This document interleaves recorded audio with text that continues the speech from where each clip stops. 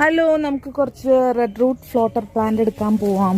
Red root floater plant എന്ന് പറഞ്ഞാൽ വെള്ളത്തിൽ പൊങ്ങി കിടക്കുന്ന ഒരുതരം പായലാണ്. അപ്പോൾ നമുക്ക് ഇപ്പോൾ സ്ഥിരമായിട്ട് മിക്കപ്പോഴും ഓർഡർ കിട്ടിക്കൊണ്ടിരിക്കുന്ന ഒരു പ്ലാന്റാണ് കേട്ടോ ഈ അമ്മേ കുഴിയാണ് ഇവിടെ. Red root floater plant. അപ്പോൾ ജസ്റ്റ് കാണിച്ചു തരാം.